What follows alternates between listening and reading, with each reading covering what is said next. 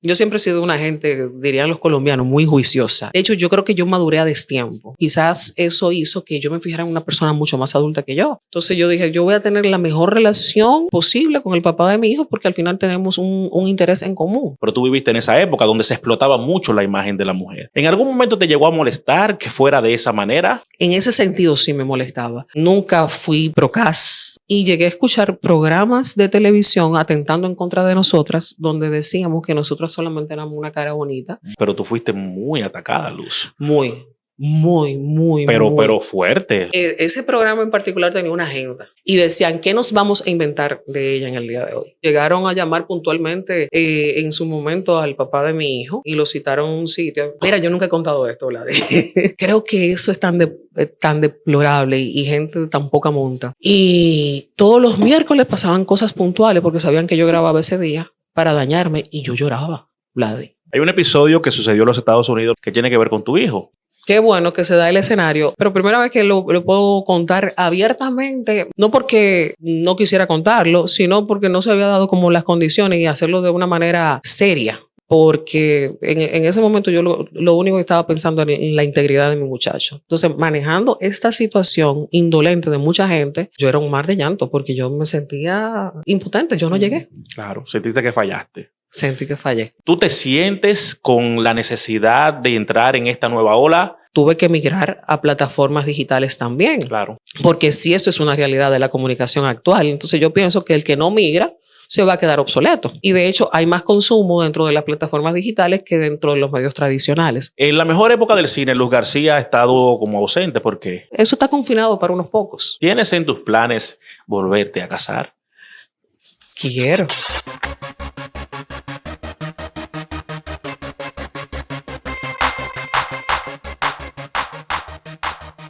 Bienvenidos a otro episodio de Más Allá de las Redes. Acomódese, porque tengo plato fuerte en esta ocasión, así que prepare su cafecito.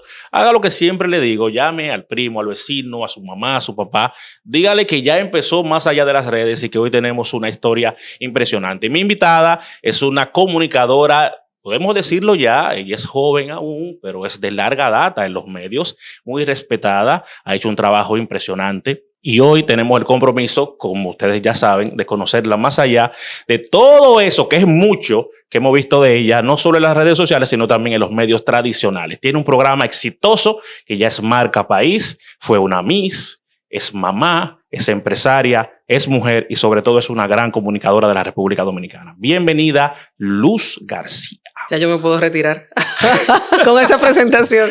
Vladi, qué gusto, qué oportunidad de estar aquí contigo y de tener esta conversación. Primero, que te la debía hace casi un año. Sí, y buena paga, Luz. Siempre estábamos ahí en contacto. O sea, ella nunca se hizo la loca. Que hay gente que se hace loco, Luz. No. Mi palabra va por encima de todo. Sí, no, y de verdad. Y siempre contestaba, siempre ahí pendiente. Y igual la gente que trabaja contigo. Y lo agradezco mucho. Cada vez que me veía me decía, sí, estamos pendientes. Y yo, no te preocupes, que yo sé que Luz es una persona ocupada. No, entre las múltiples ocupaciones, los viajes, etcétera, a veces como que se le va complicando a uno mismo, no saca el tiempo. Sí, pero ya, gracias a Dios, aquí estamos. Y te comprendo porque a uno también le pasa. Entonces, la gente invita a gente que a veces que uno no quiere. No, yo entiendo perfectamente, entiéndame a mí también, porque tú ves, pasa. Luz, estamos aquí para hablar de ti, de tu carrera. Como decía en la presentación, eres una comunicadora ya de larga data, o sea, tienes muchos años en los medios. Comenzaste muy joven también. Gracias. Pero puedo contabilizarlo. Y de hecho, yo siempre he dicho que la edad está ahí, la edad es pública y también la trayectoria y la carrera y lo que hemos venido haciendo. Yo regresé de una época que viví en Puerto Rico en el 99 porque ahí participé en el concurso de belleza y eso marcó que yo me fuera quedando en República Dominicana. Aunque empecé a hacer pininos dentro de la televisión en Puerto Rico, realmente puedo decir que inicio carrera oficial en República Dominicana como en el 2000, 2001. Primero empecé colaborando con el programa que tenía Tania Báez. O la gente, porque en esa época todavía, aunque fui Miss en el 99, vivía en Puerto Rico y venía prácticamente los fines de semana, estaba allá y de lunes a viernes en República Dominicana. hasta que finalmente empecé a hacer el show del mediodía, empecé a hacer radio y marcó el inicio de una carrera aquí en mi país y eso marcó el retorno. Fui la primera que regresé de Puerto Rico. Tú sabes que tú has estado en programas que son icónicos, programas marca país, así como lo es el tuyo ahora. O sea, hablas del show del mediodía, estuviste Botando el Golpe también en radio. O sea, Formalmente Informal en su prime con Ramón Pastrana. O sea, programas que realmente hicieron cosas muy interesantes por nuestros medios. El escándalo del 13, luego Todo Bien, hasta llegar, bueno, Todo Bien fue paralelo, incluso ya en mi etapa con Noche de Luz.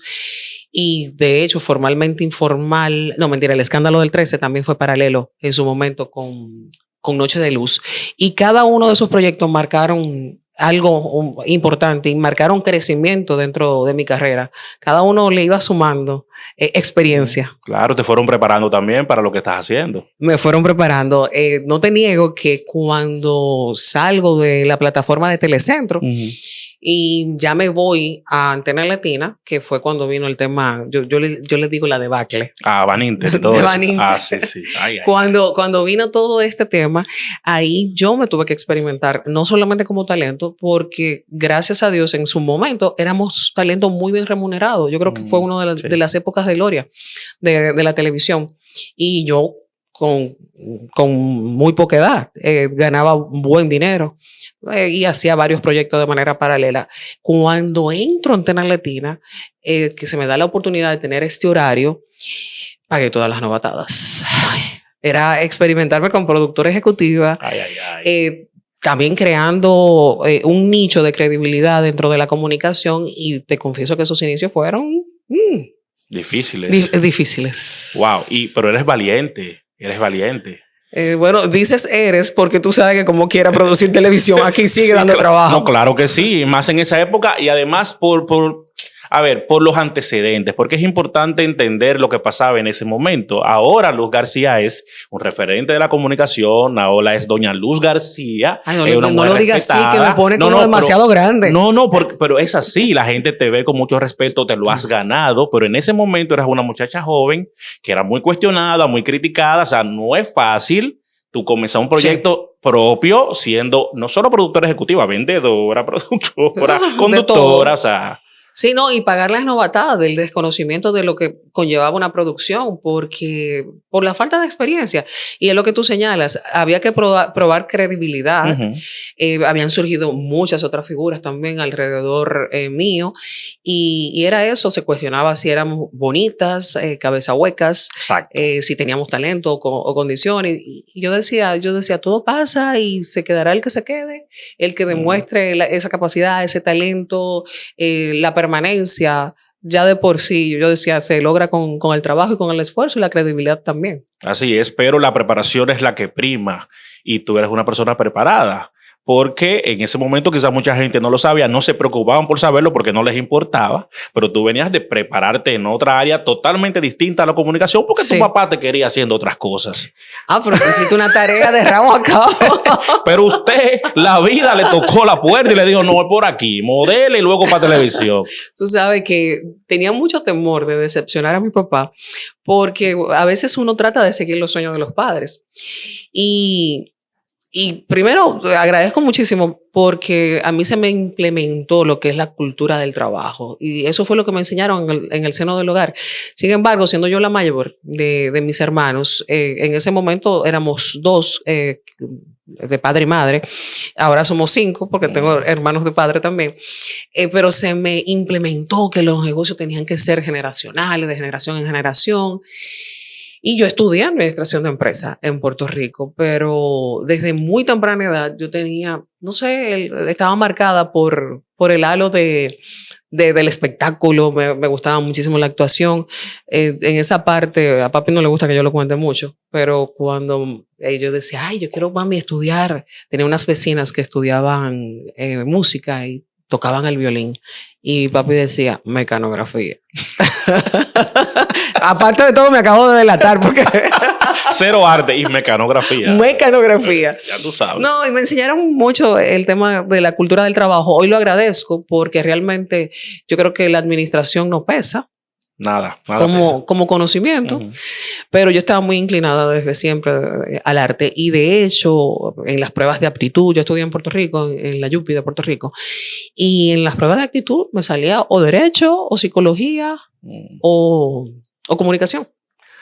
Y hoy la administración me ha servido al 100% porque tengo que manejar mi propia empresa. Tremendo, sí, es que el conocimiento no pesa. No pesa. Y de alguna manera, haber estudiado administración te ayudó a sacar a flote lo que tienes hoy en día. O sea, esos conocimientos están ahí. Además de la cultura general que es importante para un comunicador. En este tiempo la gente cree que no. Pero sí hace falta, señores, hace falta. Sí, hay mucha gente que quizás no tienen una educación formal, pero se dedican a autocultivarse y a ser autodidactas, que también puede pasar y es válido.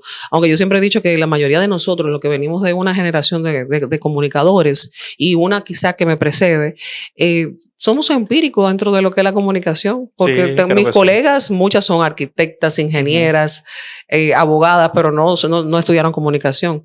Y me ha tocado ver que a veces van a hacer pasantías en mi oficina dentro de lo que representa la comunicación y veo las deficiencias que hay. Entonces yo digo, al final no estudié comunicación, pero no estoy tan mal. Para nada. Lo que pasa es que los millennials, que tú eres millennial, somos particulares. Yo creo que la formación, la educación, los valores, la familia era distinta en esa época por muchas razones. Entonces tenemos todo eso.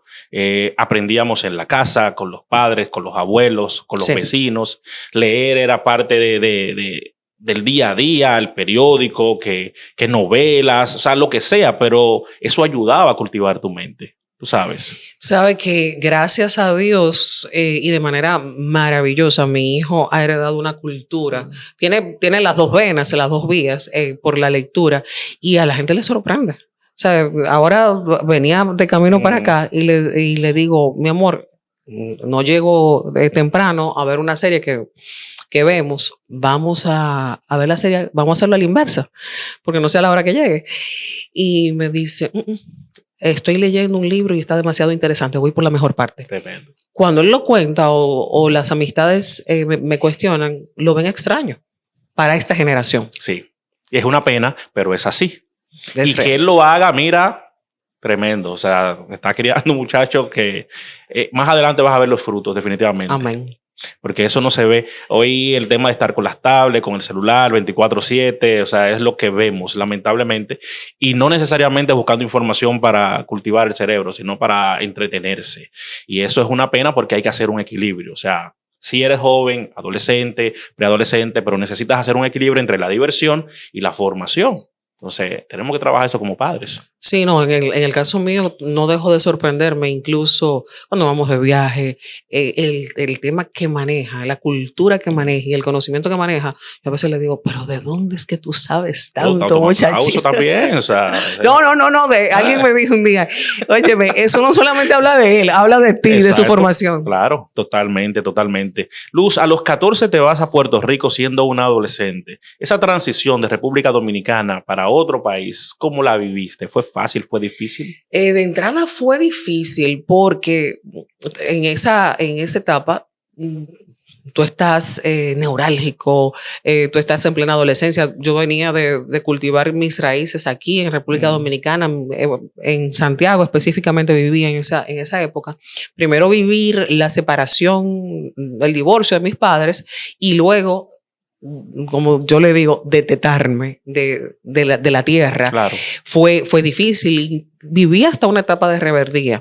Cuando mi madre se casa en segunda nupcias, que su pareja en ese momento, cuando se casó por segunda vez, era puertorriqueño, pues ahí se toma la decisión de irnos. Yo me rebelé y me fui a vivir con mi papá. Ay.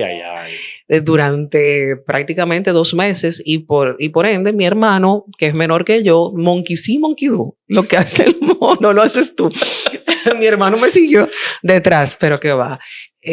A pesar del gran padre que tengo, ese calor de la madre siempre hace falta. Entonces yo reculé y volví a mi casa y de ahí a Puerto Rico. Como yo también digo, en un término del monopolio, me fui a Puerto Rico sin pasar por Go. Y allí sí hice muchas amistades. Al final uno termina adaptándose.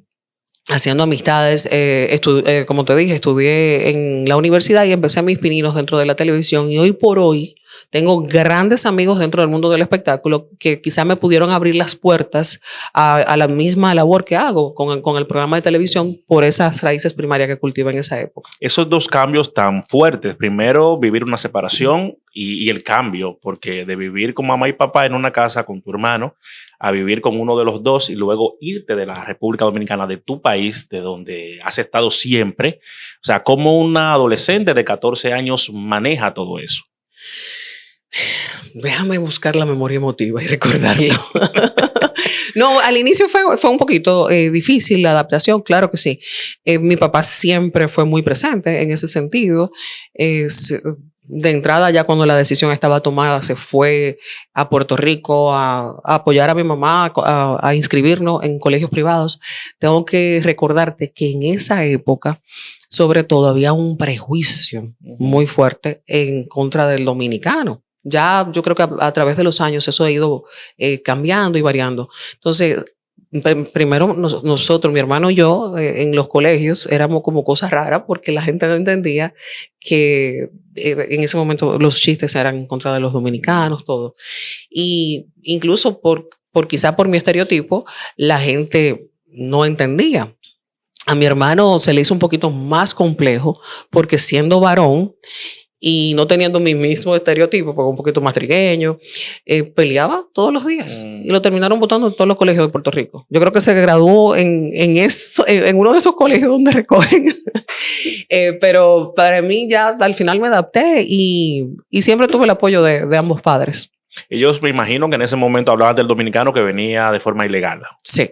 Entonces, quizás ustedes que estaban en una condición totalmente diferente, económicamente también, colegios privados, sí, llegaron legalmente, pero igual siguen siendo dominicanos. Y cuando ellos hablaban, aunque no fuera del dominicano que estaba ahí como tú, sino del dominicano en general, igual puede afectar. A tu hermano me imagino que le pegó precisamente por eso. Le pegó y ahora vive allá todavía. Ese se quedó por allá.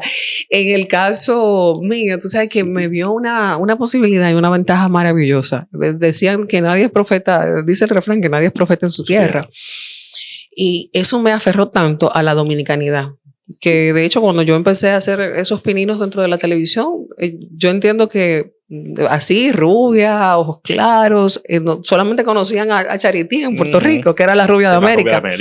Entonces me popularicé incluso en la televisión por eso y muy orgullosamente la dominicana. Todo el mundo destacaba la dominicana fulana de tal. Y eso me hizo tener todavía más valor por mis raíces. Tremendo. Tú sabes que cuando vienes aquí lo haces para participar en un concurso de belleza. ¿Tú te sentías modelo? ¿Te creías modelo? ¿Quién te motivó para participar en ese concurso? Eso es la cosa más extraña, Vladi. Porque aunque yo vivo en cierta medida, el que hace televisión, el que hace el tipo de trabajo de nosotros, le debemos un porcentaje importante a la imagen. Pero llega un momento en que yo de hecho fui hasta una reina atípica, porque la vanidad no es lo que prima en mí, aunque parezca contradictorio.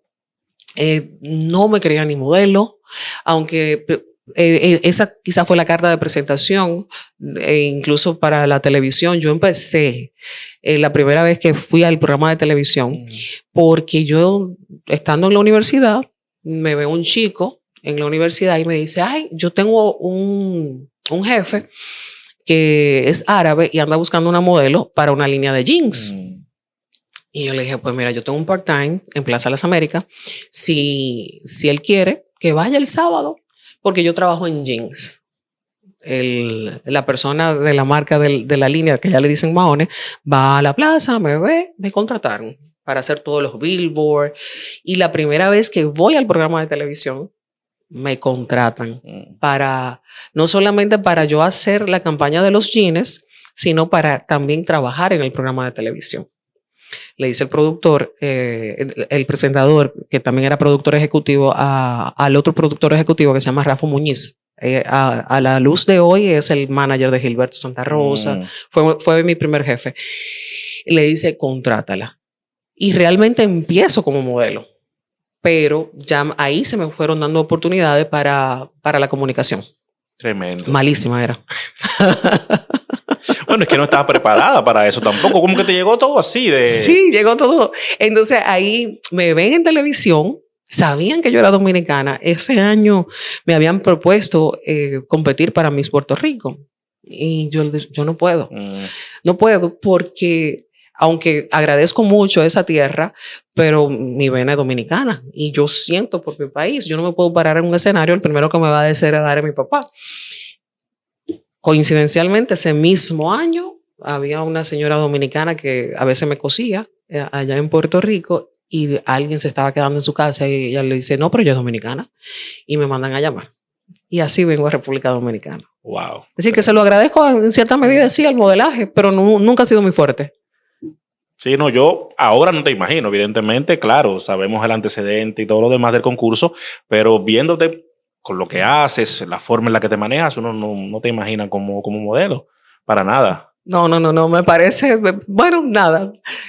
Tenía que vivirlo, quizás fue... Parte del proceso. Parte del proceso y la puerta de entrada. Te he escuchado mucho decir que tú no eres para nada diva. Primero tú eres ibaeña, de Moca, viviste en Santiago, luego te vas a Puerto Rico. La gente te ve, Luz, una musa, rubia, ojo claro. La gente te imagina, y por lo que has logrado obviamente en la televisión, y por el tipo de programa que haces, la gente te imagina como una diva, como una persona que siempre anda caminando con los pies en el aire. No es mal, o sea, no lo digo de manera negativa, sino como la gente lo piensa. O sea, prejuicia. Exacto, es como un prejuicio de que ella no se va a sentar en un contén, no vaya a comer picapollo. O sea, ella no, esa mujer tú tienes que llevarla ahí, o sea, para nada. Y te he escuchado mucho decir, no, yo no soy para nada diva. Y la gente que te conoce lo repite y lo dice, sí, ella no es así. Para nada. ¿Por qué tú crees que la gente lo piensa? Y explícale cómo tú eres a la gente. Tú sabes que yo soy muy mala vendiéndome o diciendo cómo yo soy. Malísima, te lo juro, Gladys. No puedo. A veces incluso tengo, mi manager me decía, es que si te invitaron para X o para Y, tú debiste defenderte. Y yo, es que no lo voy a hacer, no es parte de mi naturaleza. ¿Cómo yo soy? ¿Cómo yo te lo puedo explicar? Yo creo que la gente me percibe así porque debe ser parte de un estereotipo. Sí, yo siempre, desde muy pequeña, quizás tenía una personalidad definida. Soy tímida, que también, aunque soy muy salamera y muy simpática, soy tímida. O sea, no soy la que va a llegar y va a hacer la fiesta y se va a imponer a la hora de llegar, no. Pero sí soy afectuosa, cariñosa. ¿Y cómo soy? Me puedo sentar en el contén sin ningún problema. Quizá me voy a ver un poquito más estilosa en el contenido. Pero para nada pose. Y de hecho, quizá la gente que más lo puede avalar es la misma gente que cohabita conmigo en el día a día. Hasta mi empleada en la casa, que para mí no es ni siquiera una empleada. Para mí es parte de mi familia. Te puede decir, no, hombre, la jefa. Ella me echa bocha a mí. O sea, dos de tus productores o gente que han trabajado contigo me han dicho lo mismo. Cuando estuve con ustedes también, la gente me hablaba y me decía, no, pero que Lu es muy chévere, dijo, es que es imposible que quien no la conoce lo piense de esa manera, sobre todo porque tú no te das quizás la oportunidad de mostrarte así ante el público. La gente te ve en televisión y ya. Sí, pero ¿y cómo uno lo hace? No, imagínate, ahora con las redes, tú sabes, hay más, pero eso es ahora, obviamente, antes no. Sí, quizá ahora hay un poquito más de cercanía, porque las redes sí te muestran más cómo tú eres y en el día a día, aunque a mí me pasa también que aunque yo he tenido que vivir el proceso de transición y gracias a Dios uno capitaliza muchísimo a través de las redes sociales, todavía yo soy de las que le da brega. Yo no puede ser que yo... Y tampoco comparto toda mi intimidad. Yo creo que hay una parte que uno se tiene que... Hay que guardarla. Y no vivo esclava de las redes sociales. Es más, yo venía de camino para acá y puse un videíto y el videíto tenía que ver con algo que estamos haciendo de contenido. En Noches de Luz, nada de que... nada personal. Nada personal. Y mucha gente le saca en este momento muchísimo provecho a todo eso porque al público le interesa más que el carajo la vida de quien está del otro lado. Eso es una cosa tremenda. O sea, tú comienzas ahora a ventilar cosas tuyas, a mostrar y... No, con el agravante de que, imagínate, yo vivo en un hogar donde somos mi hijo y yo. A su padre le molesta todavía que hoy por hoy yo digo que eso es ser madre soltera, como se le dice al término. No, ciertamente, porque tú estás soltera. Eso no quiere decir que sea un padre ausente, no, porque no lo es. Pero él todavía no entiende el concepto, pero ok, siendo yo madre soltera y compartiendo el nicho con mi hijo, a veces le digo, estamos de viaje, amiga, vamos a hacer una foto. No la publiques. Me amenaza.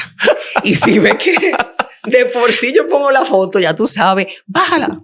Entonces, ¿a él no le gusta? No. Entonces, aparte de que soy un poco celosa con el tema de la vida privada, tengo un adolescente en la casa que ni una foto quiere. Y raro, para que tú sepas, por tu naturaleza también que él es así. Porque la mayoría le encantaría estar presumiendo a su mamá. Mi mamá es García. Ese es tu trabajo, no el mío. Y hay que respetarlo. No, bien, porque tiene carácter definido y él sabe para dónde va. Wow. Ser mamá, ¿qué significó para ti, Luz? Para mí es ¿qué te digo? Mi mejor rol. No se está preparado. ¿En qué sentido? Uno no tiene un librito que te forme como papá o como mamá. Pero yo entiendo que la vida a mí me cambió con la llegada de Miguel Ángel. ¿En qué sentido? Yo siempre he sido una gente, dirían los colombianos, muy juiciosa. Es decir, yo siempre he sido una... de hecho, yo creo que yo maduré a destiempo. Siempre fui muy madura para mi edad. Y quizás eso, incluso, que en su momento mucha gente no lo entendió, quizás eso hizo que yo me fijara en una persona mucho más adulta que yo cuando me casé. Siempre fui muy madura y siempre me importaba la mente de la gente. En ese sentido, yo entendía que cuando llegara un hijo a mi vida, o la maternidad, uno cambiaba de manera, yo decía, la mujer cambia, yo me lo imaginaba que era orgánico, pero qué va. Cuando llegó Miguel Ángel, yo entendí realmente cómo tú cambias, es que te cambian las prioridades. Claro. Entonces mi vida empezó a ser totalmente diferente. Tú sabes que tú tienes un propósito, una razón, una persona a la que le debes tu ejemplo, tus metas, obviamente sin anularte como mujer ni como individuo. Pero me cambió la vida completamente. Tener a tu hijo y vivir una separación tú, ya con el padre de él, te hizo comprender a tu mamá y a tu papá. O sea, la Luz rebelde, adolescente, comprendió un poquito más a sus padres luego de vivir ella misma todo ese proceso. Yo los había comprendido mucho antes de que me casara y viviera una ruptura. Lo que sí me prometí en ese momento, tú sabes, y tratando de guardar quizás la privacidad de mis padres, porque hay cosas que son inherentes a ellos y punto. Pero yo me prometí que yo no iba a cometer errores que entiendo yo en el desconocimiento, y también quizá era otra época que ellos cometieron conmigo, yo hacerlo con mi hijo. Entonces yo me propuse cosas muy fundamentales que parecen estúpidas, pero que a mí me marcaron en la adolescencia. El 24 de diciembre, aquí se cena. Y el papá de mi hijo está invitado. Punto. ¿Por qué? Porque cuando llegaba un 24 de diciembre, para mí era un issue. Porque si yo estaba con mi mamá, no estaba con mi papá. Y viceversa, podía pasar esas fechas importantes porque su relación se dio al traste con que ni siquiera se dirigen mucho la palabra. Y eso termina marcando y afectando a los hijos. Claro. Entonces yo dije, yo voy a tener la mejor relación posible con el papá de mi hijo, porque al final tenemos un interés en común, que es su beneficio y de manera integral su salud integral. Entonces así lo fui haciendo, corrigiendo cosas del pasado. Importante, porque a todo el mundo le duele una separación de sus padres. O sea, vivirlo, experimentarlo es difícil, y cuando estás en esa edad todavía mucho más. Entonces, cuando te pasa a ti, tú dices, bueno, pero yo no quiero que mi hijo sufra lo que yo sufrí. Y es ahí donde tienes el gran reto de comenzar a hacer los ajustes para que él no viva. Eso no quiere decir que no le va a afectar, pero por lo menos tú estás haciendo lo necesario para que pueda vivir el proceso de una manera más sana, digamos. Mucha gente en esa posición se aferra a la relación, aunque no esté funcionando, para evitar que el hijo o la hija pase por lo mismo. ¿Tú te viste en ese predicamento en algún momento? Decir, mira, es que yo no quiero que mi hijo pase por eso, déjame ver cómo yo resuelvo esto. No, tú sabes que a mí me pasó todo lo contrario. Y ahí no sé cómo manejarlo para tampoco ser tan infidente. Yo pienso que si yo hubiese mantenido una postura así de que por el beneficio, al contrario, yo creo que era más sano lo que yo le podía ofrecer a mi hijo si tenía una separación a tiempo. ¿Por qué te lo digo? Yo me divorcié con Miguel Ángel como con menos de un año. Ok. Entonces, dicen por ahí, y en materia psicológica, que uno no extraña lo que no conoce. Exacto. Y al final de cuentas, él quizá no vivió un hogar disfuncional y ha podido vivir lo más sano de ambos mundos. Totalmente de acuerdo. No fue tu caso tampoco, fue diferente. Exacto. Qué bien, interesante. Cuando tú inicias en la televisión, Luz, la televisión era mucho, se preocupaba más el productor ejecutivo, el creativo, por la imagen.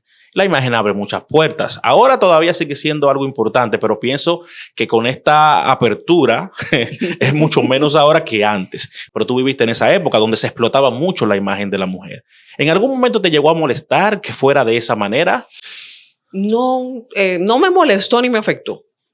Yo sí viví cosas, por ejemplo, de escuchar. Recuerdo una vez que Mariela Encarnación, junto a Roberto Salcedo y esta servidora, teníamos a nuestro cargo los premios Casandra en ese momento. Es decir, yo creo que eso fue 2001 o 2002, hace mucho tiempo. Y llegué a escuchar programas de televisión atentando en contra de nosotras, donde decíamos que nosotras solamente éramos una cara bonita. Y tú puedes poner en otro contexto, en otra palabra, nalga, teta. Sí. Entonces, yo dije, espérate, déjame concentrarme única y absolutamente en mi trabajo, que eso es lo que yo quiero que quede como legado de esa presentación, pero las críticas, es decir, previo a, nos tiraban a mano. En ese sentido sí me molestaba, pero yo creo que en el momento que salí con la barriga afuera, lo hice en el momento que tenía que hacerlo, hacía un programa al mediodía que era jovial, nunca fui procaz, todo lo contrario, siempre creo que con una línea de respeto. Incluso justamente esta semana tenía una amiga en casa y ella me dijo, no, que la época de los calendarios. Yo incluso nunca hice un calendario, porque yo sí sabía a dónde me iba a dirigir y todavía había mucho prejuicio en la sociedad dominicana. Y yo nunca hice un calendario. No lo deploro, no critico a quienes lo hayan hecho en su momento, pero yo no. Yo sí, partiendo de otro contexto, recuerdo que hice una guía turística en el 2004. Y no era nada comparado con un calendario, no era ni con poca ropa, ni nada por el estilo, sino exhibiendo los lugares más icónicos de nuestro país, como Bahía de las Águilas, Constanza, Jarabacoa, el Carnaval de La Vega, y acorde al lugar y a la circunstancia. Tremendo. Quizás en ese momento tú no tenías tan claro lo que serías más adelante, pero me imagino que tú querías que la gente te percibiera de forma diferente. No tenía lo que mi carrera iba a ser más adelante, quizás no lo tenía visualizado. Sin embargo, siempre me rodeé de la gente idónea. Desde que llegué a República Dominicana me encontré con una persona que siempre menciono, que es incluso mi comadre, es la madrina Miguel Ángel. Y a la luz de los años hizo un rol muy importante y también fungió como manager. Se llama Rina Haddad, hermana de Chiqui, el conocido productor. Entonces, ella me puso un poquito en contexto de lo que era la idiosincrasia de nuestro país y de la mentalidad del dominicano y lo que podía estar siendo bien visto o mal visto. Y más en el caso mío, que yo venía de una sociedad totalmente distinta y quizá con otro tipo de apertura. Más abierta. Más abierta. Claro que sí. Y obviamente en esa época, como no habían redes sociales todavía, habían muchas cosas que se podían manejar, pero tú fuiste muy atacada, Luz. Muy. Pero fuerte, o sea, fuerte. Yo estaba buscando videos de programas de farándula, uno en especial, porque en esa época era quizás el más ácido de todos. Hoy en día eso es un relajo delante de todo lo que está pasando, ¿verdad? Pero en ese programa en particular a ti te daban hasta con el cubo del agua. Ese programa en particular tenía una agenda conmigo. Yo decidí en un momento por mi salud mental que yo no veía absolutamente nada. Pero ese programa tenía una agenda, llegaron a chantajear incluso cosa en la que yo nunca he creído y en la que nunca he cedido en mi vida. Y sobre todo cuando tú estás convencido de dónde tú vienes, quién tú eres. Recuerdo una vez que llamé a mi papá prácticamente con ojos, con lágrimas en los ojos. Y incluso hasta otra situación anterior a eso.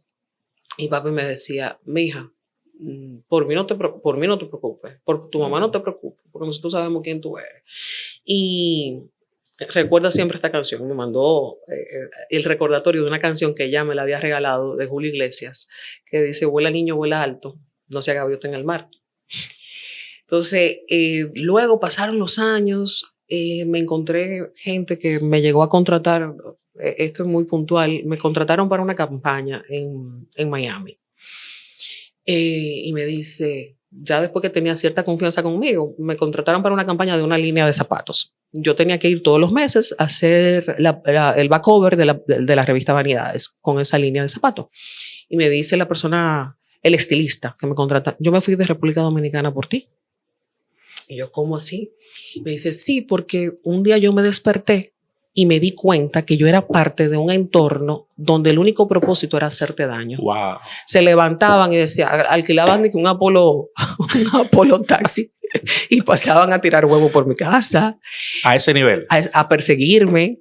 Y decían, ¿qué nos vamos a inventar de ella en el día de hoy?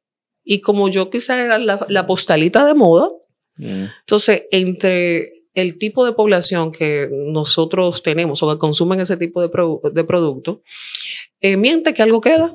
Sí. Y yo era la mala de la película. Sí. Es cierto. Pero me llama la atención cuando dices que te chantajeaban o intentaban hacerlo. Es decir, amenazándote de, si no me das esto, voy a decir esto. A ese nivel. Sí, a ese nivel. Llegaron a llamar puntualmente en su momento al papá de mi hijo y lo citaron a un sitio para un cumpleaños mío. Mira, yo nunca he contado esto, Vlad. Y de hecho no le doy mucho asidero porque creo que eso es tan deplorable y gente tan poca monta que para mí esa gente específicamente no existe. Y me llevo bien con todo el mundo dentro del espectáculo, gracias a Dios. No, llegamos a un fin de semana y yo digo, siento que nos están tomando fotos. Y me dice, ay, ese delirio de persecución que tú tienes. Sábado, siento que nos están tomando fotos. Domingo pasa igual, me dice, ay, ya deja el delirio de persecución. Domingo iban saliendo de la playa. Yo no andaba escondida, ni nada por el estilo. El lunes llaman a esa persona para mostrarle todas las fotos. Y él me llama y le pidieron una cantidad de dinero. Wow. Y yo le dije, ¿te molesta? Y me dice, no. Y yo le dije, pues tú no le vas a dar un centavo a nadie. Por favor, hazme un solo favor. Dile que te enseñen cómo me veo en traje de baño. Ya que la van a sacar. Claro. Va a estar consciente. No, pero fue muy doloroso, Vladi, porque cuando tú ves que tú eres el foco de ataque día tras día, día tras día, y luego ya que tengo un hijo que fue creando conciencia, que llegó a toparse con algunos videos todavía cuando ellos tenían un poquito de vigencia, y veía a Miguel Ángel se le prendían los ojos siendo chiquito. Mami, pero eso es mentira lo que están diciendo. Wow. Disparate, ¿me entiendes? Entonces yo creo que eso yo se lo dejé hace muchos años a Dios. Es fuerte que jueguen con tu moral, con tu reputación. Y sobre todo son cosas que no son ciertas.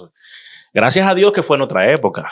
¿Te imaginas en esta época? No, yo decía, y de hecho hace unos años tuve la oportunidad de hacer una conferencia con María la Encarnación y hablábamos a la luz de la experiencia de cada una dentro de lo que hemos vivido en la comunicación. Y yo decía, yo reconozco que en un tramo de mi carrera, de toda la maldad que yo llegué a recibir, yo viví un proceso de depresión. Yo salía de mi casa, iba hacia mi trabajo, no sabía con lo nuevo que me iba a topar, porque hasta eventos benéficos me lo trataron de boicotear en su momento, bajo el entendido de que quizá yo no estaba trabajando de manera transparente. Siempre he trabajado con fundaciones.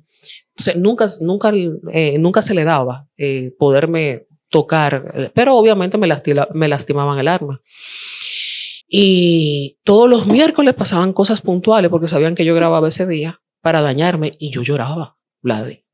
lloraba y mi manager le decía, ponla más bonita a la maquillista, que el domingo se van a estar fijando para ver si la tocaron y le hicieron daño. Yo me tenía que secar las lágrimas, salir y trabajar. Pero realmente yo no quería ni estar en la calle, ni salir, ni trabajar. Y solamente le decía, Dios mío, sácame de este proceso.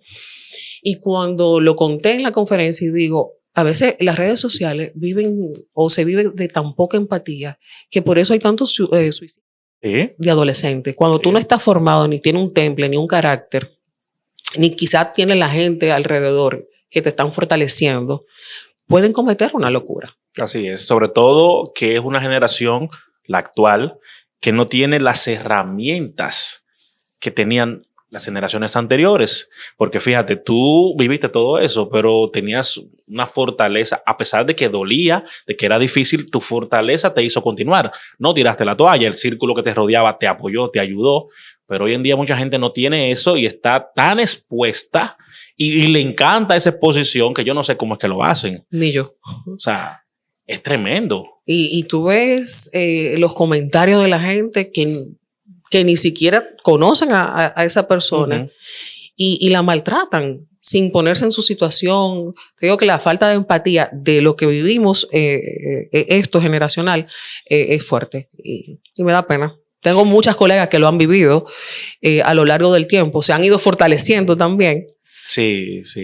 Esa generación la pasó mal.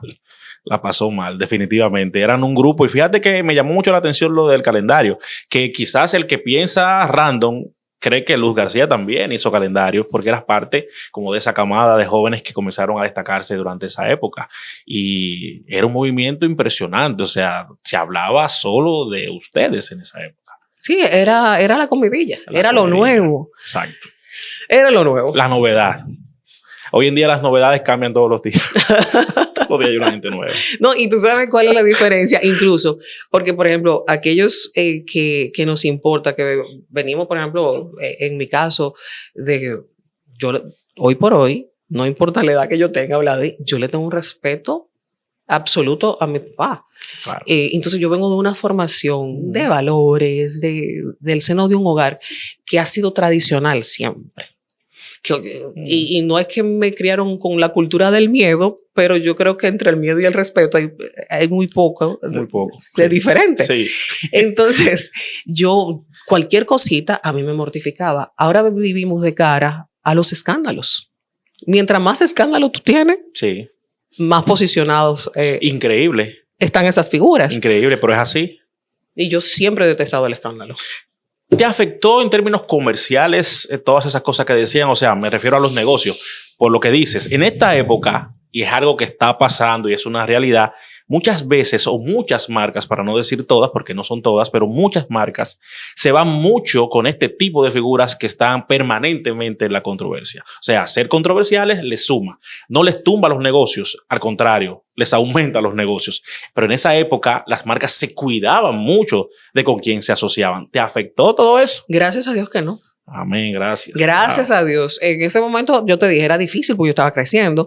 Sin embargo, yo siempre he dicho que cuando una persona te conoce de cerca y conoce tu accionar, yo creo que esos cuestionantes estaban de más. Y gracias a Dios, a lo largo del tiempo y desde los inicios de mi carrera, mis relaciones comerciales han sido muy, muy cercanas. Y son esas relaciones las que han perdurado también en el tiempo. Entonces yo creo que me conocían de primera mano y por eso no me laceraron. ¿Tu hijo te defiende, Luz? ¿Te cela? Mira, antes, más pequeño, me celaba mucho. Ya me dice de que es hora de que te vayas consiguiendo un novio, que a mí me quedan 3 años para irme a estudiar fuera. Pero sí me defiende.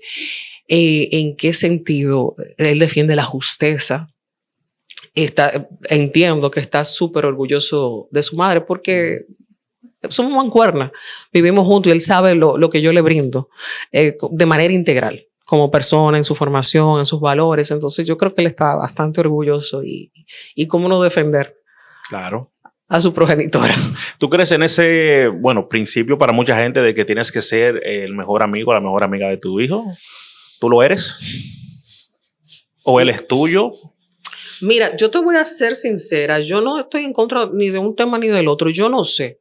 Yo he ido fluyendo con el pasar de los años, con mi relación con mi hijo, en su formación. Yo estoy consciente que él tiene que tener su círculo de amistades, yo soy su mamá.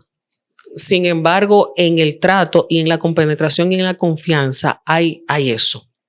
Hay confianza, somos mancuerna, me cuenta sus cosas. Yo trato, y siempre ha sido así desde muy temprana edad, obviamente, formándolo a su nivel. No es la misma conversación cuando tenía 3, 6, 9, que ahora que tiene 15. Claro. Entonces, siempre he sido muy clara, muy abierta en su formación.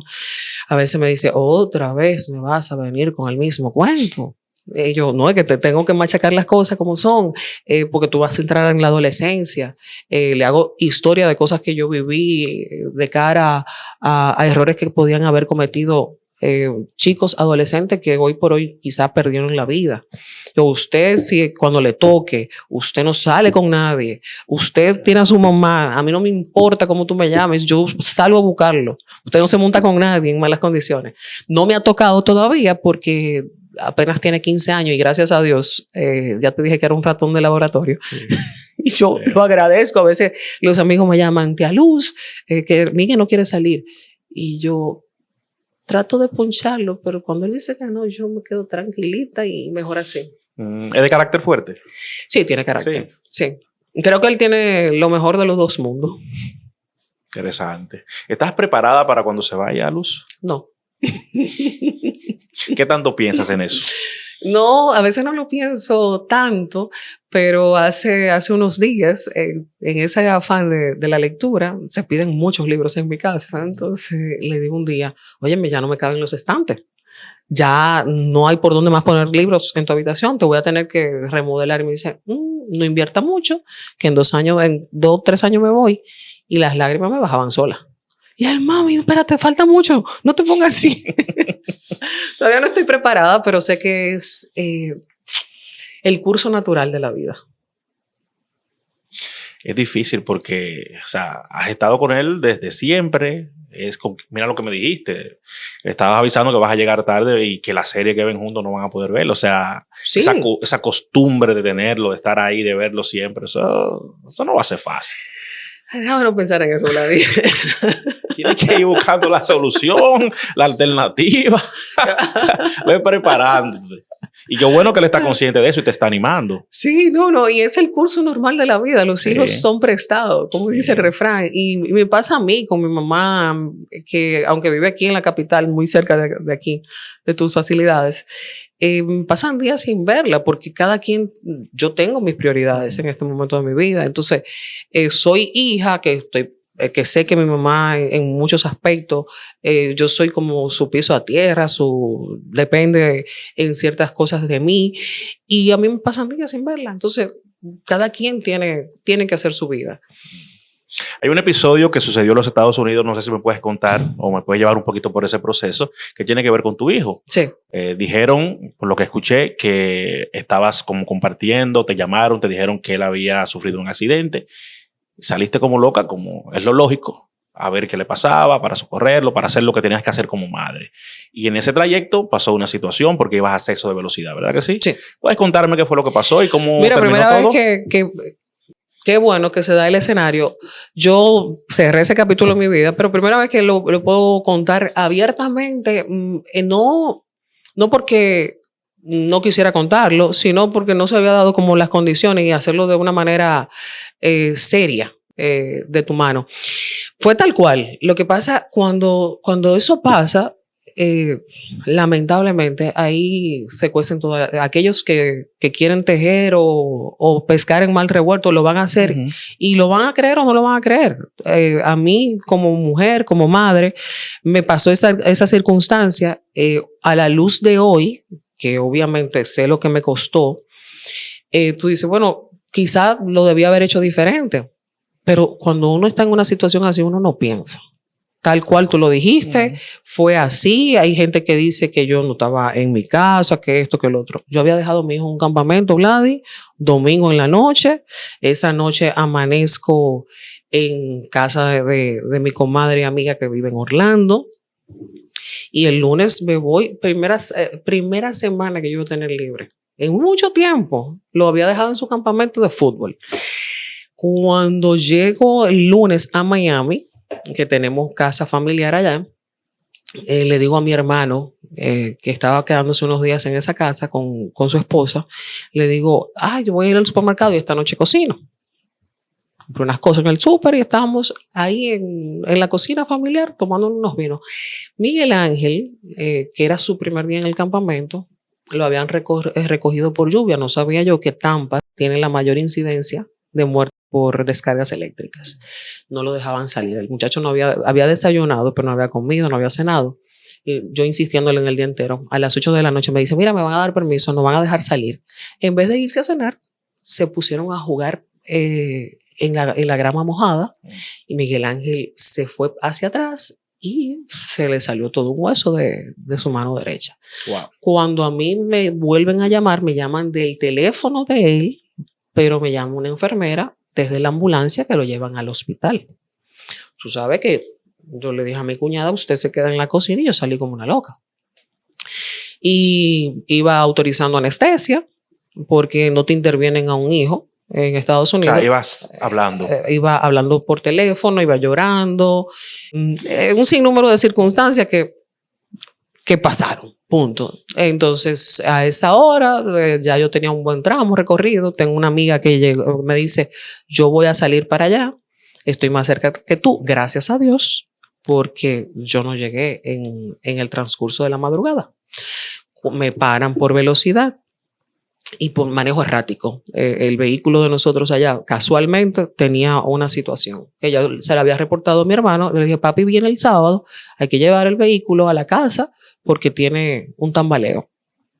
Okay. El policía que me para en carretera me ve con los ojos aguado. Yo me imagino que él pensó otra cosa. No te hacen una prueba en carretera. Él me pregunta si yo si había bebido. Yo le dije, sí, yo estaba en mi casa y había tomado, pero tengo una situación. Le expliqué en chino, japonés, mandarín, en todo lo que tú quieras. Entonces me preguntaron que si yo estaba dispuesta a hacerme prueba. Y yo, claro que sí. Pero te llevan a un destacamento. Entre una cosa y el proceso duró más de 2 horas. Efectivamente, yo no tenía nada que esconder. Había tomado 2 o 3 copas de vino. Nunca en mi vida he usado una sustancia ilícita. Nunca en mi vida. Yo ni fumo. Lo único que puedo tomar es un vino. Más nada. Y ya cuando me soltaron, eso fue lunes, amanecer martes. Yo llego a donde mi hijo, ya lo habían intervenido, lo habían cambiado de un hospital a otro, porque en el primer hospital no tenían las condiciones para hacer la cirugía. Cuando yo llego, ya lo habían operado. Habían localizado a su papá. El papá tuvo que autorizar todo el proceso de la anestesia. Eso fue martes. Ya obviamente no iba a regresar a ningún campamento. Entonces ese mismo día regresamos a nuestro apartamento en Miami. Y el jueves, en la tarde, me habían quitado incluso el vehículo. Me tuvo que ir a recoger mi hermano. El jueves en la tarde le digo a mi hermano, llévame al supermercado. El papi llegaba en esos días. Y cuando estoy saliendo, esa noticia era viral. Pero habían pasado 2 o 3 días de ese episodio. No sé la intención de la persona que la viralizó, porque ahí se empezaron a coser habas. Y ahí la gente dijo, hizo, deshizo, etc. Tremendo, qué locura. Para los que le queden dudas, yo no sabía cómo era el procedimiento, porque en Miami es 0 tolerancia. Entonces te hacen hacer un curso. En mi caso, yo soy ciudadana americana, hice mi curso. De hecho, hay cosas que tú hasta desconoces de las propias leyes que yo lo vi por el lado amable. Es decir, yo tomé lo bueno de una situación que públicamente para mí fue negativa. Porque en ese momento yo lo único que estaba pensando era en la integridad de mi muchacho. Entonces, manejando esta situación indolente de mucha gente con un muchacho que veía los comentarios que se podía sentir culpable, Exacto, lloraba. Ya te conté su tema de que no quiere exposición en las redes y todo. Y él accedió incluso a hacer un video conmigo para yo poder contar un poquito la situación. Y aún así se topa luego con comentarios que decían, ella le puso un yeso. La gente son tremendas. Entonces, tú dices, dentro de una situación negativa, la impotencia de la gente, ¿qué madre no hubiese quizás reaccionado como yo reaccioné en un momento? Eso a ti te engrandece como madre. Te voy a decir por qué. Independientemente de lo que sea, quizás sí. ¿Que debió ser de otra forma? Claro que sí. Pero eso no te hace mala persona. Para mí no debe ser publicidad negativa. Eso entendí yo. No te niego que para mí fue otra situación dolorosa, pero por lo que te estoy diciendo, por ver la impotencia de mi hijo. Claro. Y ver que a pesar de una situación donde yo salía a socorrerlo o a estar con mi mucho. Y no pudiste estar en la operación y todo. No, lo peor de todo es el cargo de conciencia. Cuando yo fui a recogerlo, yo era un mar de llanto porque yo me sentía impotente. Yo no llegué. Claro, sentiste que fallaste. Sentí que fallé. Mira, todavía te lo cuento y se me aguan los ojos. Y además está detenida. Esa fue la primera vez que te pasó algo así, ¿verdad? Sí. Entonces, nunca en mi vida he tenido... No, entonces, a esa hora, yo no sé si el sistema te lo hace a propósito. Juzgaron que si yo me salía riendo en la foto. A esa hora, yo estaba congelándome. La cabeza se me estaba explotando. Era un mar de lágrimas porque sabía que a mi muchacho lo estaban interviniendo. Te quitan todo. No tenía teléfono. Me tenía que comunicar con un teléfono. Yo me sentía, te lo juro, en una historia de terror. Y me sentía en una película. Tenía que llamar a través de un tercer teléfono para poder ver en qué iba el procedimiento de mi hijo. O sea, la impotencia y yo éramos la misma cosa. Es una noche que yo no quiero volver a recordar. Es una locura sin saber lo que está pasando. O sea, mucha gente entra a un procedimiento de rutina, Luz, y lamentablemente no sale. Y tú mira dónde estabas no, señores. Y lo peor de todo, entonces, tú luego de que pasa todo, ver todo lo que la gente se inventa a partir de esa situación y todo lo que dicen en las conjeturas. Sobre todo por él, que como tú dices, si se nota, yo creo que he visto fotos tuyas con tu hijo. Él siempre está serio. Él siempre está serio. Digo, ¿será que él no quiere tirarse la foto? Y es porque no le gusta mucho las redes tampoco. No le gusta. Él es muy, muy linda persona por dentro, por fuera, pero cada vez que ve una cámara se pone serio. Y le sale el soto. Su naturaleza. Pero qué bueno que está bien. Qué bueno que está bien. Y que eso pasó. Tú sabes que esta es la época de meterle al bloque, Luz García. Escuché el otro día a mis amigos de la UCA decir que Luz García se estaba metiendo en el tema farandulero, haciendo contenido con figuras que son virales, haciendo entrevistas a figuras que están como en la palestra por muchos sonidos. ¿Tú te sientes con la necesidad de entrar en esta nueva ola para conectar con un público nuevo? ¿Lo estás haciendo por eso? ¿O tú tienes una idea diferente de la comunicación que está sucediendo en este momento? Mira, yo entiendo que yo tengo un compromiso desde mi palestra con la comunicación que yo hago. Yo no me he dejado arrastrar, entiendo yo, por la ola. Lo que yo quisiera saber es qué meterle al bloque, porque yo he dicho en muchas oportunidades, yo siempre he hecho el tipo de trabajo que estoy haciendo. Sí. Incluso en el formato de mis entrevistas, yo he preguntado de todo y yo creo que todo se puede, con altura, con respeto, preguntar. Y a veces he puesto el ejemplo de una sexóloga que yo seguía en Cosmo TV, que se llama Alexandra Rampolla. Alexandra te hablaba de sexo descarnado, a la clara, y lo hablaba con tanta elegancia que no se veía vulgar, no se veía procaz. Yo siempre he creído, yo puedo preguntar de todo. Yo no voy a pasar una línea de irrespeto nunca con mi invitado.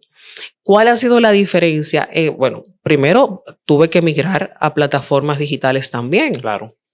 Porque sí, eso es una realidad de la comunicación actual. Entonces yo pienso que el que no migra se va a quedar obsoleto. Y de hecho hay más consumo dentro de las plataformas digitales que dentro de los medios tradicionales.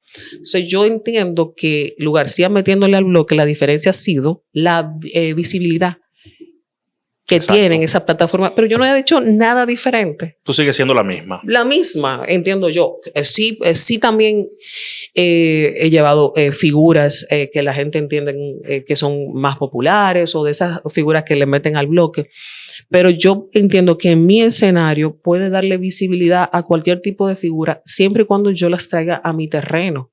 Y siempre en el marco del respeto, siempre he tratado de hacer entrevistas que saquen lo mejor del ser humano.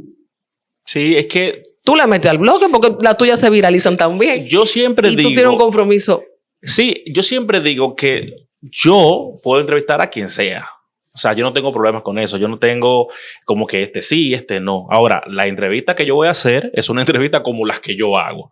O sea, siempre serán en mi línea, con mi esencia, siempre, independientemente de quién sea la persona que esté del otro lado. Y pienso que es lo mismo contigo. Sí. Sin embargo, hay una especie de creencia popular de que con Luz García se sienta gente de cierto nivel. O sea, con Luz se sienta gente que está como en, no sé, en otro level. Entonces, como que últimamente te hemos visto más popular y para mí, perfecto, porque te estás adaptando. El que no se adapta, pues, tú lo dijiste, o sea, se queda obsoleto y en esta época hay que hacerlo. Hay que hacerlo. Pero no solamente... No solamente lo veo como elitista, no. Yo creo que Noche de Luz ha rimado con los tiempos de las figuras que iban surgiendo a lo largo del tiempo. Que si estaba Mozart, era Mozart. Cierto, cierto. Entonces ahora hay una nueva generación, tanto de urbanos como de comunicadores. Entonces, ojo, yo me he negado a hacer entrevistas también. Sí. Sí. Es decir, podemos traer una tormenta de ideas dentro de lo que representa Noche de Luz, la producción, y hay cosas con las que yo no comulgo que yo me lo reservo. Entonces yo digo no. Hasta ahí no llego. Hasta ahí yo no llego. Pero sí, en otro contexto, puedo darle la oportunidad a una nueva generación que lo están haciendo bien, los llevo a mi terreno. Yo no tengo de que falsos pluritos. ¿Cuál es la diferencia entre Noche de Luz y Luz García, el podcast? La diferencia radica hasta en el mismo formato. Noche de Luz es un programa de variedades que tiene su nicho y Luz García, el podcast, sale como una necesidad de poder migrar a otro tipo de entrevistas y obviamente tener más espacio de tiempo, porque el podcast la gente lo consume escuchándolo. Ahora también lo pueden ver por las plataformas de YouTube, pero es una entrevista una conversación más extensa y me da a mí la posibilidad que quizás ha sido lo primario de poder tener temas sociales, políticos, que vean otra cara de mí, que no sea la presentadora, la que tiene una postura objetiva o simplemente ser el enlace con el televidente, del invitado. Me da otra vertiente, incluso de hacer un poquito de opinión. Sí, es muy interesante. ¿Te ha sorprendido la acogida que ha tenido? Los números que ha tenido. Gratamente. En todo el sentido de la palabra, Vladi. Sí, de verdad que ha sido impresionante ver el crecimiento de lo que ha sido Luz García, el podcast. Incluso también el mismo tema de Noche de Luz. Yo creo que a veces, y siempre ha sido un tenor. Noche de Luz tiene 22 años. 22. Wow. Pero tú... Sí, claro. ¿Hiciste más la tarea que yo? No, pero yo vengo de ahí.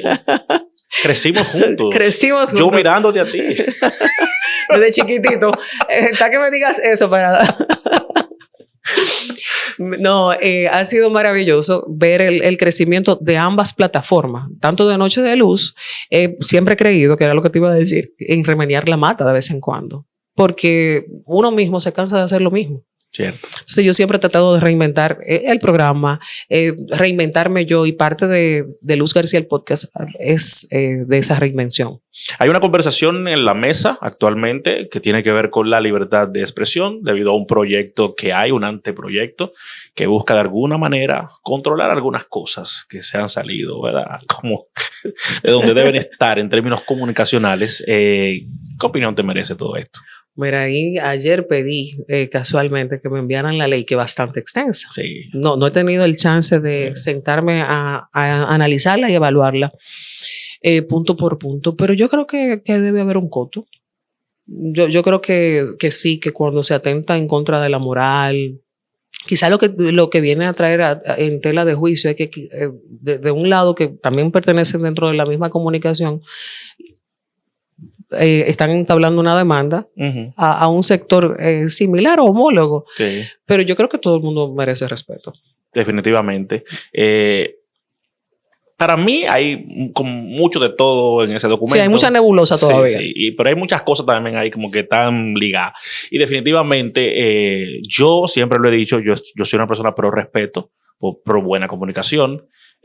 Para mí la buena comunicación es aquella que no maltrata, la que no denigra, la que no hace daño, la que no se mete con la vida de nadie, la que no busca destruir, sino la que busca edificar, ayudar, promover. Esa es. Todo lo que es diferente a eso, que atenta contra la moral, las buenas costumbres o que directamente busca destruir a otro ser humano, debe ser controlado de alguna manera. Y evita el chantaje, Vladi. Sí. Porque ahí se cuecen muchas habas también. Hay mucho chantaje y hay un sector que hace ese tipo de comunicación que vive y se rentabiliza de eso. Para que le puedan, para ponerle una mordaza, te tengo que pagar. Yo no, ya te lo dije hace un rato, yo no comulgo con eso, y a veces el mismo sistema alimenta ese tipo de comunicación. Definitivamente. Ahora bien, la libertad de expresión no puede estar en tela de juicio. No. Y no podemos jugar con eso tampoco, porque se presta para muchas cosas, no solamente para temas comunicacionales, sino para temas políticos también, o sea que ojo con eso. Por eso decía que hay muchas cosas en ese documento que no están limitadas al ejercicio comunicacional, sino que van un poquito más allá. O sea, hay que tener mucha cuenta con todo eso. Luz, en esta época hay muchas figuras emergentes que están haciendo un trabajo muy interesante. Las plataformas digitales son una realidad. ¿Te ves tú como dueña de un programa de panel? ¿Te ves tú como empresaria de los medios digitales, ya más allá de lo que es Luz García, el podcast? Tú sabes que ese debería ser el estado ideal de aquellos que tenemos un compromiso. Claro. Yo entiendo que en la unidad está la fuerza.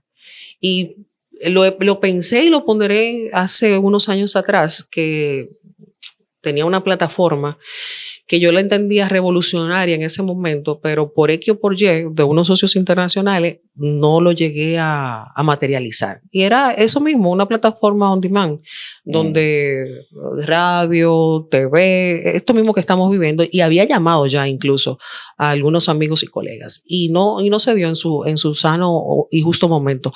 Pero yo creo que cada vez más estamos más dispersos. Sí. Porque como cada quien tiene hegemonía de su medio, es más complicado. Entonces, en el sentido mismo, yo he tratado entonces de alimentar mi proyecto yo. Por eso las transiciones que he ido realizando, y a futuro sí ya tengo planes de hacer colaboraciones con otras colegas. Hay algunos proyectos que se están macerando en ese tenor para seguir creciendo dentro de las plataformas digitales y dentro de la diversidad de proyectos que uno pueda ofrecer. Sí, que es la realidad y durante mucho tiempo lo será. O sea, lo digital es lo que está y lo que estará por mucho tiempo. Y mucha gente no termina de adaptarse, de entenderlo. Por lo menos tú ya estás haciendo los ajustes y te está yendo bien. Gracias a Dios. Pero tú sabes que cada vez que sale un proyecto la gente dice otro más, otro más. Yo creo que si rinden frutos y resultados y la gente lo escucha o lo ve o lo consume, claro, ahí radica la diferencia, hay que hacerlo. En la mejor época del cine, Luz García ha estado como ausente porque con ley de cine, muchos proyectos todos los años. Mira, yo llegué a participar como actriz y ayer lo recordaba con la amiga que te dije que estaba compartiendo, en la primera película, Bajo la Ley de Sina, que fue El Rey de Najayo. Y luego, a raíz de eso, hice otras. Tenía mi propio proyecto y deseosa de ejecutarla, pero me desencanté. Ahí primó, adivina qué, la administradora de empresa. Entonces, cuando yo vi el escenario, tírate los números. Tiré los números. Entonces, aquí hay un sector Y ese tema de la ley de cine también es, tú tocas como o laceras intereses cuando hablas de eso, pero aquí eso está confinado para unos pocos. Entonces, el que hace la ley hace la trampa. Y ahí es que tú te das cuenta, como en mi caso de administradora de empresa, yo decía, pero qué pendeja estoy yo. Esa es la única forma que te la puedo decir. Yo tengo que buscar tanto. Entonces, de esos tantos que yo tengo que buscar, al final yo me estoy ganando esto como actriz, esto como productora ejecutiva, y los otros tantos se lo ganan los que hacen la trampa. Entonces me desencanté del proyecto. Ahí tengo una empresa que constituí hace unos años, que era con esos fines, se llama Lightbox, que no ha hecho ni ha ejecutado nada. Wow. Seguiré esperando que me manden algunos guiones para evaluar y que me contraten como actriz. Pero déjame decirte que tu actuación en El Rey de Najayo, mortal. A mí me gustó, pero estaba incipiente. Porque, pero me gustó. Bueno, gracias. Me gustó. Creo que las satisfacciones dentro de la actuación la estoy viviendo a través del teatro.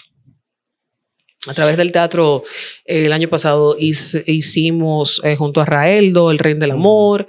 Este año, el anterior, estuve en La Cenicienta, una producción de Cecilia García. Y este año volvemos a una nueva producción con Cecilia García para julio. Qué bien, pero la retribución económica del teatro tampoco es... No. Pero sí la satisfacción de satisfacción. Hacerlo. Pero de hecho, decidí producir cuando hacemos obra, realmente nosotros somos los productores ejecutivos. En el caso de Israel y yo fuimos socios de ese proyecto. Siempre he tratado de que los proyectos que se hagan, para que sean rentables, claro, producirlo dentro de mi oficina. Y te juro que me deja más dinero que lo que me hubiese ganado. Como talento. En el cine. Bueno. Si tú lo dices, yo te creo, porque ahora yo escucho mucha gente hablando maravillas de la ley y de lo rentable que es. Aquellos que no me están viendo o me están escuchando, mi cara es torciendo la boca. Sí, ya ustedes saben, interpreten. Luz, yo siempre trato de cerrar estas conversaciones cuando tengo a alguien así como tú, preguntándole por qué agradece la actualidad. O sea, me gustaría saber 3 cosas por las que Luz García está muy, pero muy agradecida en este momento de su vida. Esas 3 cosas que todos los días cuando te levantas dices, gracias Señor, porque definitivamente eso me hace sentir bien. ¿Cuáles serían en este momento de tu vida? Tú vives en mi mente, entonces, porque si hay una cosa que en mi vida es un hábito, más que pedir, y eso incluso lo he implementado con mi hijo, es agradecer. Me acuesto y me levanto agradeciendo. Y agradezco por 3 cosas que son ultra básicas, porque mucha gente lo da por sobreentendido. Y hasta que no te pasa algo, la gente no lo valora. Yo agradezco la salud permanentemente. Y cuando hablo de salud, no me incluyo yo sola, sino mi hijo, la protección familiar. Agradezco la vida y la felicidad. Creo que soy una persona totalmente plena en este momento de mi vida. Wow. Eso no quiere decir que tú no pases por circunstancias, claro, que la vida es perfecta. No. Pero yo me siento satisfecha y plena. Sé que me faltan cosas por seguir cautivando. Creo que todos los seres humanos deben tener propósito y tener metas, no solamente para seguir creciendo, sino tener un propósito por el que tú levantarte, por lo que tú luchar, por lo que tú vivir. Y creo que me queda mucha vida todavía para seguir haciendo. Muchísima. Qué Aunque bueno. me hayas visto desde chiquitita. Bueno, estábamos todos chiquititos. Estamos creciendo juntos. Y finalmente, esta es mi pregunta de cierre, Luz García. ¿Tienes en tus planes volverte a casar? Quiero. Sí. Quiero. Toda la vida, mira, toda la vida he dicho eso. Yo soy una creyente del amor. Yo soy una persona en ese sentido creyente. Yo creo en el amor y creo en la vida en pareja. Pero tú estás haciendo la diligencia porque sabes que las cosas no llegan así. No, yo sé que no llegan así, pero... Hay que hacer su diligencia. No he descansado en el propósito, pero no ha aparecido. Aparecerá porque recuerda que Miguel Ángel en un par de años ya... Te digo que me dice de que es hora de que te vaya consiguiendo un novio. Sí, sí. Pero sí, sueño con la vida en pareja, sueño con tener un compañero, un cómplice, un amigo. Yo soy muy de conversaciones, muy cariñosa, muy melosa, muy de estar en pareja. Y me imagino que alguien que comparta la vida contigo la va a pasar muy bien. Yo espero. Claro, conversando, hablando, viviendo, con proyectos. Es una persona con la que se puede hablar. Tenemos, qué sé yo, 1 hora y media hablando. No sé. Tenemos tanto ya. No, sí. Yo creo que no me he portado bien. Sí, vamos bien. Y mucho rato conversando de manera fluida. O sea, que contigo podemos hablar hasta 3 horas. Sí, y eso tú sabes que es lo que busco quizás en esa pareja idónea. Si lo decreto, se lo envío el comando al universo. A mí me gusta tener una persona a la que yo admire. Que me cautive, de la que yo aprenda, con la que pueda crecer, con la que pueda tener un tema de conversación. Eso es lo que prácticamente busco yo en un hombre o en una relación. Tremendo. O sea, declárelo, escríbalo y escuche todas las noches. Me ha faltado escribirlo. Escríbalo, sí, es importante. Decirlo, escribirlo y todas las noches escuche el secreto. Tú sabes que yo me pasaba regalando el libro. Hay un audio por ahí muy bueno. Sí, porque... Yo lo tengo en mi mesita de noche, pero en este momento no lo estoy implementando. El subconsciente trabaja mientras tú duermes. Y ya. Luz, muchísimas gracias de verdad. A ti, Vladi. Qué buena conversación. Agradezco mucho que hayas sacado el espacio. Me gustó mucho este diálogo. Ojalá poderlo hacer durante más tiempo, pero yo sé que tienes compromisos. De verdad, te deseo mucho éxito, más del que has tenido. Esta versión de Luz García, el podcast, me gusta mucho. Te siento como chévere, relajada y como menos complicada. Gracias, viniendo de ti. Y tengo que decírtelo porque te lo he externado. Me convertí en fanática de tu trabajo, te sigo, lo sabes. Te lo he externado de manera privada, pero te lo digo de manera pública. Admiro lo que haces, admiro la sagacidad y tu capacidad periodística y sobre todo cómo conviertes historias que pueden quizás ser de desconocidos o de héroes anónimos, cómo la visibiliza. Y de verdad que eso tiene un valor extraordinario. Porque gracias. No te nutres necesariamente de una figura, sino de una buena historia. Sí, a mí me gusta conversar, yo soy como tú. Bueno. Y me gusta escuchar, sobre todo. Y hay mayor virtud en escuchar. Definitivamente, siempre lo digo, es ahí donde está la gran riqueza del arte de una entrevista. Y cuando tenemos la oportunidad, como en este caso, de tener a una persona como tú con tanta trayectoria, con tanto conocimiento y con una carrera tan bonita, construida con mucho trabajo, que hoy podemos ver, cuando tú vienes hacia atrás y ves todo lo que has hecho, se ha fajado Luz y hoy, a pesar de todo, hoy yo siento que tú estás en el mejor momento de todo porque tienes la madurez para poder disfrutarlo y para poder decidir qué quieres hacer. Es ahora donde Luz dice, yo tengo el control total y yo quiero hacer esto hoy, quiero hacer esto mañana. Y la gente que como yo te hemos visto durante todo el proceso, lo disfrutamos mucho. Gracias. Y te respetamos también. Es bueno que lo sepas. Eres un referente y cuando yo hablo de buenas comunicadoras, siempre te menciono. Me hiciste el día, Vladi. Gracias. Gracias por esta oportunidad. A ti y pendientes con Luz García, señores, con su podcast, Luz García, el podcast. Muchísimo contenido interesante, unas entrevistas buenísimas. Me están metiendo al bloque con clase. ¿Verdad que sí? Se está llevando todos los números, todos los fines de semana. Y nada, vamos a seguir viendo. La Luz, cuídate mucho. Gracias. Y tú también.